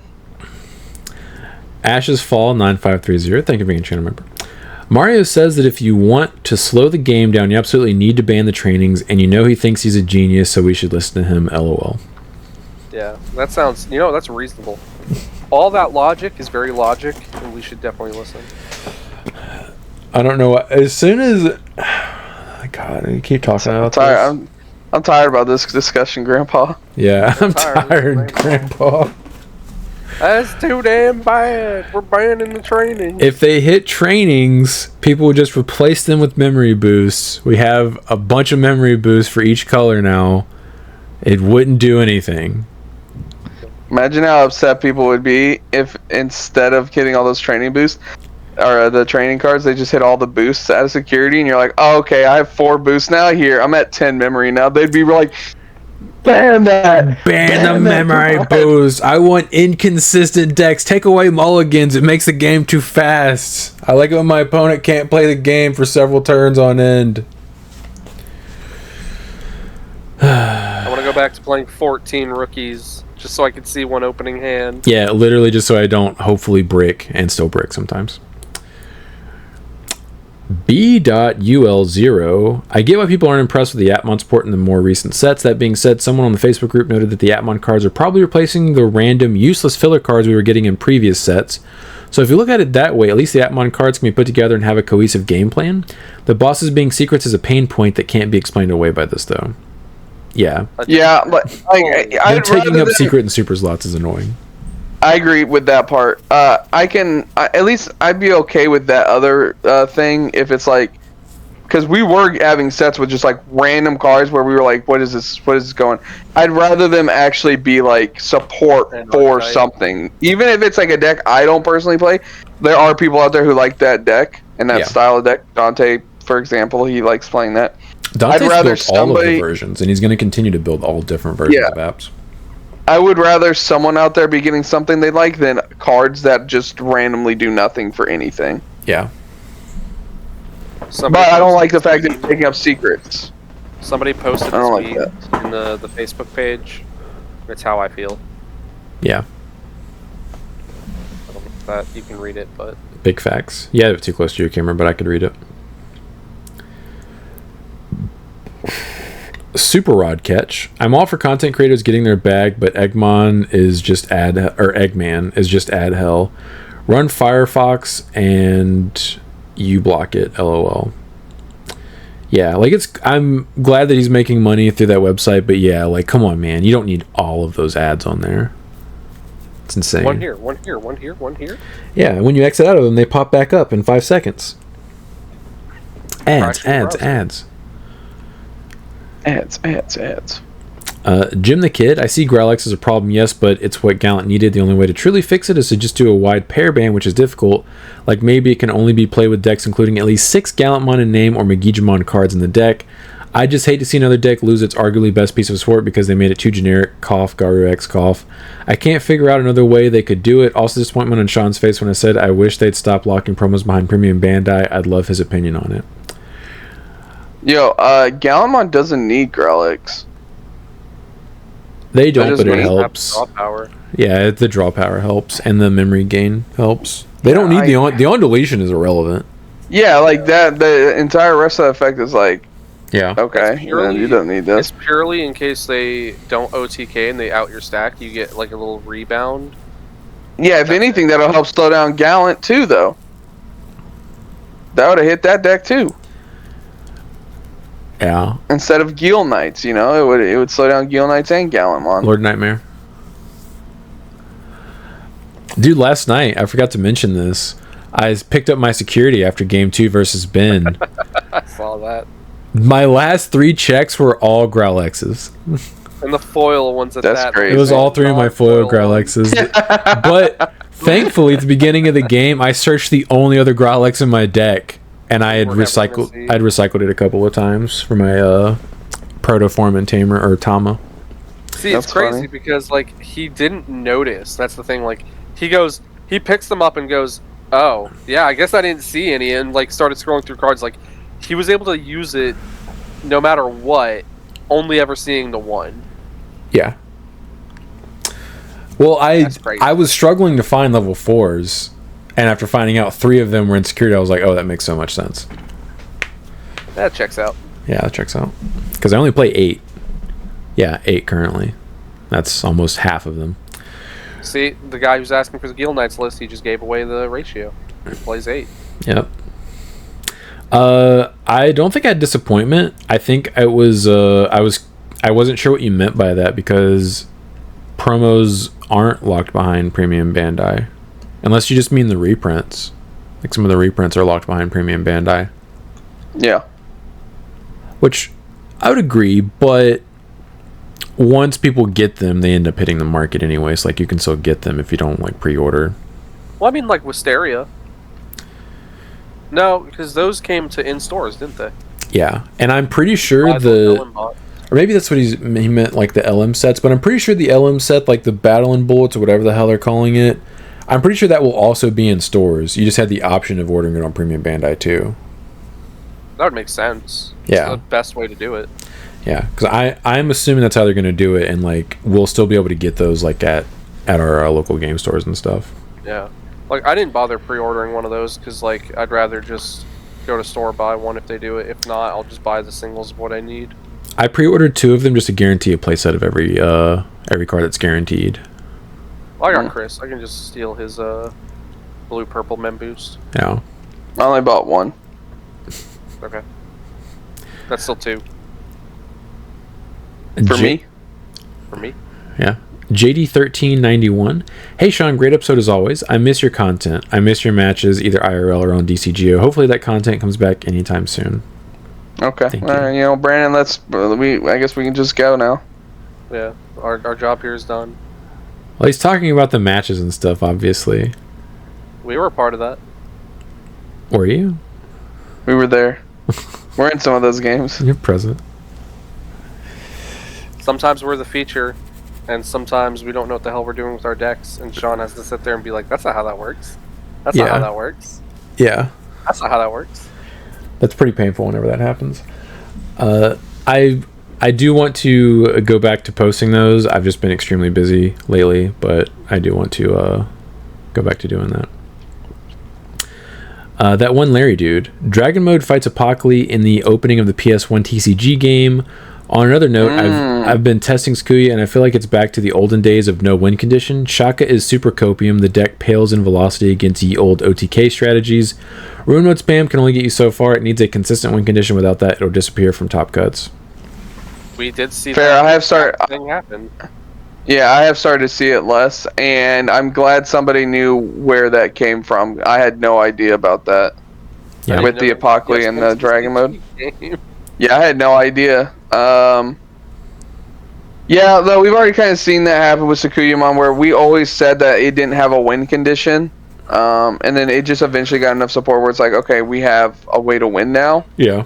But yeah, it's probably like a little bit more difficult to get to Ruin Mode, and even when you get to Ruin Mode, you're slowing down your opponent, but you're not like killing them, which was always the thing. Like with the way the deck was before, you could spam out a bunch of tokens and go into Ruin Mode, so like you have a way to kill. And you've all you're swinging for like at least multiple checks. At least 2 checks, and you're also floodgating them for the turn. Right. So like, yeah, now they've lost that, which means they're back at square one. Well, yeah, I mean they're about to get advanced. Yeah, they're getting an advanced deck. Yeah. Hopefully it helps them, but not really. The furries will be fine. Yeah. Kyle Nui 9278. I don't know what deck to play right now. I kind of want to try out your list, Sean. I might like the Lord Knight my next play. I love OTKs. I will post it after I get back from Dallas. My suggestion is just go back to that video where we watch top decks, build that, and then just make changes how you see fit. Without the gravity crushes, of course. They can't see that list. They would have to physically go to the website to look at it, because that was the episode. Where the deck lists weren't on the screen all the time. And what was the state, or not state, the country I that we were like, Portugal. thanks. Portugal, yeah, thanks, Portugal. Yeah, I said that last night. I think I was talking to Brandon. I was like, yeah, shout out Portugal for putting this. No, I was talking to either Caleb or Dante. I think it might have been Caleb. And I was like, yeah, shout out Portugal for putting this on my radar. I'm considering, like, I might just record it, like, in the hotel room after the tournament's over and then post it. We'll see. He also said, hey, let's go Buffalo. Such a great game. MVP Allen. Okay, whatever. You're right. We did everything. We did everything to lose that game. Missing an extra point. Derrick Henry having 160-something yards, multiple touchdowns, fumbles the ball. And then our play calling towards the end of the game, so conservative. You have a 2-time MVP under center. Yet we're running the ball straight ahead, 3 straight plays, wasting no time on the clock. Like, what are we doing? We brought in DeAndre Hopkins. Yep, we were playing to lose. Playing not to lose. No, we were playing to lose. Yeah, but that's playing not to lose is different than playing to win. I agree. But we did everything and possibly to lose there. It is what it is. Man, it's still first game. First game of the season, just the only thing we lost there was an undefeated record.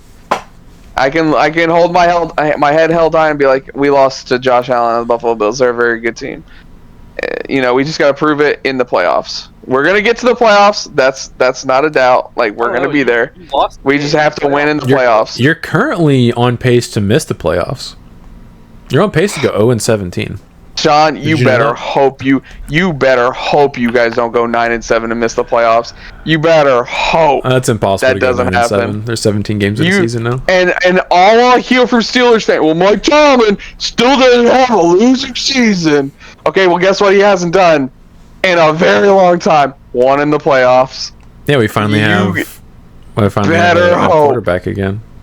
You better hope it doesn't happen. You better hope. What have you got? You guys have won like 1 or 2 of the last like 9 games we've played against each other, and most of those. It's closer than that. No, it's not. It's always gritty head to head. We're like 50-50 almost. No. I'd say 60-40 your favor. That is not true. You're making it sound like 80-20. It's definitely 60-40. Look it up. What are the records right now against each other? I'm telling you, in the last how far back are we going? In the last like 9 meetings. I mean, it's like, what is that, like 4 years? 4 or 5 years? You've won like 1 or 2 You're right games. there, aren't you? You're right there on your computer. Look it up. What is the current? Oh my God! You don't want to look it up, Brandon. Look it up. I know that I'm right. He's not gonna do it. Meanwhile, I'm just sitting here like, I'm glad the Chargers beat the Chiefs. They deserved it. Yeah. Agreed. All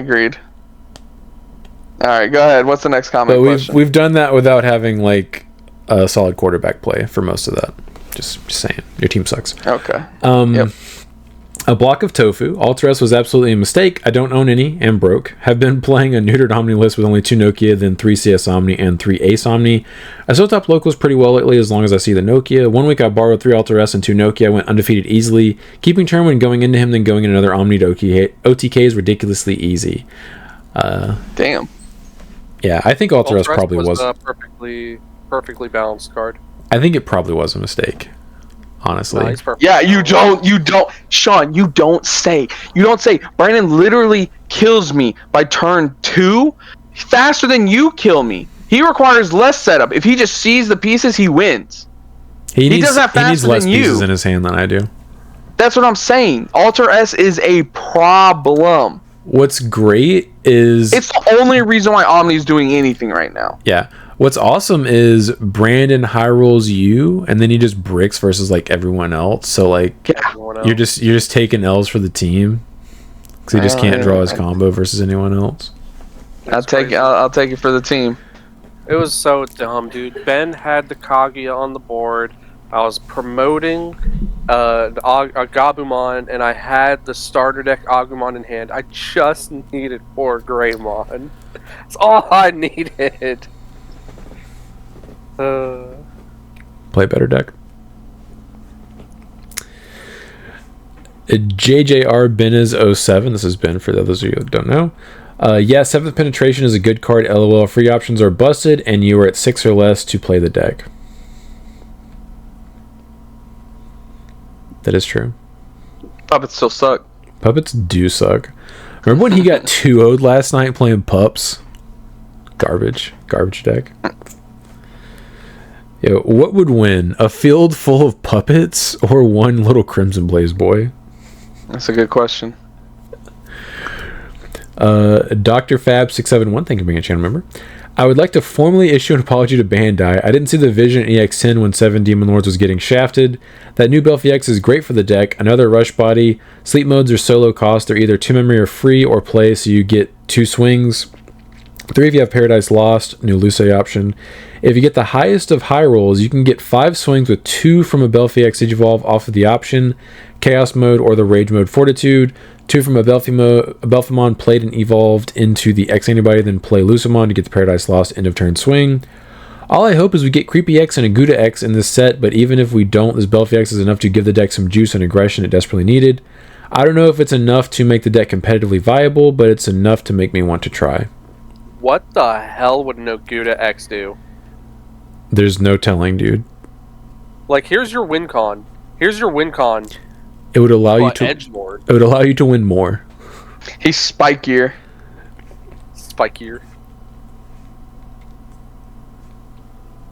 Yeah, I wish Blackware got support like that. That'd be cool. Yeah, you wish. Yeah, I do wish. Bandai doesn't. They don't care. Gravesbeard 8078. The pure DM list does have blocker to the Andromons inherit. Yeah. That deck has crazy potential because you get to Machine Dramon so fast. EX Tyrannomon is such a good card for the deck, being a free Evo in most cases, as well as being a good comeback tool with Rareamon. Ben also commented, I didn't say I couldn't kill you, Chris, just I didn't have it yet. I needed like 2 more pieces, as Sean could attest. Yeah, I said I remembered it when you started talking about it. I was like, yeah, he said I can't kill you yet. And he showed me his hand, and he could not. He didn't have a 5 or a Mega, but he was about to draw like 5 or 6 cards. I can't kill you. Yeah. Liar. Ben, that filthy, filthy liar. Justin So 8231, good luck at Nats. Thank you. Hopefully we qualify for Nats. We have to, dude, I was breaking this down for somebody the other day. If me and Ben do well, we're going to be playing like high level Digimon for 3 days, 3 consecutive days. It's going to be LCQ, which is a regional, on Thursday. If we top that, we get to play in Nats, which is a 9-round event probably Friday, or no, Friday is the LCQ, Saturday is the regional or Nats, and if we top that, we get to play Top Cut on Sunday. We're gonna be tired. You just need to make sure Ben's drinking some water. I swear, the amount of times yesterday where we roll the dice, cut decks, and he goes, "Who's going first?" He did it to me too. I heard it multiple times. I'm like, round. dude, there's no way you've forgotten already. We need to feed this man some food and some water. Yeah. He doesn't feed his body. His body needs nourishment. He just doesn't do it. Dareday436 kind of disagree with the Cerberus engine. Tested with Growl, had good results, but with Cerberus you run the risk of having too many cards in hand, and the moment you have 6 cards in hand by the end of your opponent's turn, your play is kind of dead. Giz isn't perfect, but at least when you hard play them, you're still going -1 in hand size. Yeah, that was also my thing, was like you'll end up with way too many cards in hand if you're trying to run the Belfie engine or the Belfie cards with like that engine, because the Belfie cards want you to have less cards in hand. Yes. So I think I can't remember if we said that too. We were like, we don't think you could do this. I don't remember if we got to that point. It would be cool. You go even with the Cerberus engine, but you have to find a way to go negative, and I don't know if you can do that. Maybe with the regular engine, because doesn't that one make you pitch cards as you draw? The like the Dobermans and stuff. Don't some of those make you draw and discard? Yeah, it's the same thing as the Cerberus engine. You'd have to find a way to go negative, and I don't think any of those cards inherently do that. Yeah. Dareday436, Apocalypse is the amalgamation of all the hate and anger of extinct Digimon species, and as far as Imperial being in the background, it's a reference to the PS1 game Digimon Card Battle. You can even see this reference again with BT12 Dragon Mode. Oh, okay, nice. I have to go back and look at that. Justin So 8231, I hope we don't get level 8 Digimon. Keep the cap at 7, or else we'll get constant Dragon Ball Z power level increases until the end of time. Yeah, I don't think we're getting level 8. I don't think that's going to be a thing. I can imagine. I think level 7X antibody is going to be the tippiest to top. Yeah, if something like Apocalypse or like one of those like in-game things weren't like level 8s or something like that, I don't think we're going to get it. Yeah. He also said, are you guys going to introduce Digimon TCG to your children? Cali Effect, a Yu-Gi-Oh! YouTuber, is teaching his son Yu-Gi-Oh! And he says it's making his son better at decision-making and strategy. Hell yeah. Joke's on you if you think any of us are going to have kids. Yeah. If I have children, yes, I would obviously introduce them to a game that I play constantly. Yeah. Because then you could just sit there and bully them. Yeah. I'd be no free wins here, son. Time to toughen up. Time to toughen up. No free wins here. You gotta get better. You want to beat me. Yeah. But yeah, ain't no participation trophies around here, son. Yeah, I would definitely would. He also said, can't wait for episode 123. 123. Oh, that'd be funny. 1, 2, 3.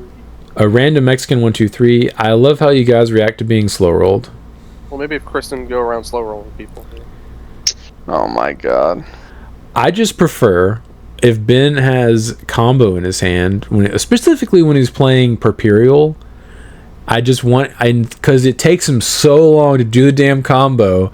I'm like, just show me the cards, and he's gotten to where he does it now, which I appreciate. I'm like, just show me the cards in your hand. I don't want you to go through all the rigmarole of doing the combo, because it takes like a couple minutes to actually do it. And I'm like, if I'm dead, just show it to me. I get why he does it, because it's like, hey, he wants to make it like muscle memory. Like anybody, like they want to be like, this is how it has to happen. I don't want to mess it up later. But like with him, somebody who plays so much and like knows some of this inside and out, it's like, just dude, just kill me. I think he does it because if he's not playing against like one of us at locals, he would probably have to go through the motions against like someone at an event. But exactly. I'm like, dude, if you're playing me, just show me the cards. I will scoop. Yeah. He did it to me last night, where he had 4 swings. I had 3 security. I stunned the Syndrel, so he had to overclock with it to end the game. I have a level 6 on the board, and he's swinging at my security. I let every single attack go through, because clearly I don't have the Omnimon.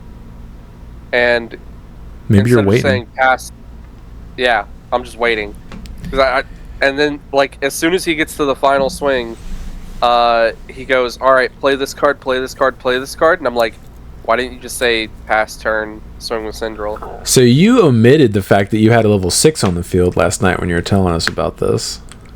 But I literally let 3 swings through. I think I would have Omni-Aced immediately to clear out the Syndrel.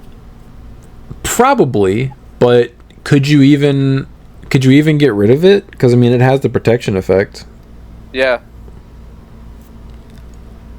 You attempt to bot deck it, and then you delete it. Well, if you had nothing in play, like you said last night, I think it's reasonable. But the fact that you had level 6 in play, because you might be doing something weird, dude. You might just be waiting for no reason. Maybe you want. Maybe you want the sitting on top of security. Just you want the resources. Maybe you're baiting him. Yes. You want him to check all those sweet Nokias out of your security. You're like, haha, now you're dead. Joke's on you. He also said first. Nice. It's been so long since that was a thing. Like, I remember, like, back in the old days when that was, like... Oh, it was everywhere. You know what, And it would be, like, 5 comments all saying it. Yeah. Yep. You know what really grinds my gears? This is just a pet peeve I have with Whitney's YouTube Mill Tank. comment section. Yes. But it's just something I hate about like YouTube comment sections. Anytime like a band I like drops a new album, or like you listen to an old album of like an older band, the top comment for some reason is always anybody here at this year, and it's like got 1,000 upvotes, and it's like who's upvoting that? Like anybody listening to this in 2025, it's like I hate you people. I see that a lot in evergreen content that I come across. It's like if it's like that old, I'll see like every couple of years people say that. I hate it. I hate it here. Like who's out there upvoting that? I don't know. They're not hurting anybody. Yeah, leave them alone, Brandon. How is it always the top comment? Because it causes you to interact with it, so YouTube shows it to you. Weird. It is weird. I'm gonna go through and find every single one of them. I'm gonna downvote them all. A lot of good that'll do. Do my one downvote of justice. Hey, your vote counts. Yeah, good job, Brandon. Thanks. You guys hear that? No. No. It, like meowed basically straight to the mic. Obviously she didn't because we didn't hear it. Alright, go ahead, Brandon. Sign us off. I'm not doing it now just because you told me to. McClunky. Excellent. Nice. I'm gonna go eat some lunch. All right, later. Alright, bye.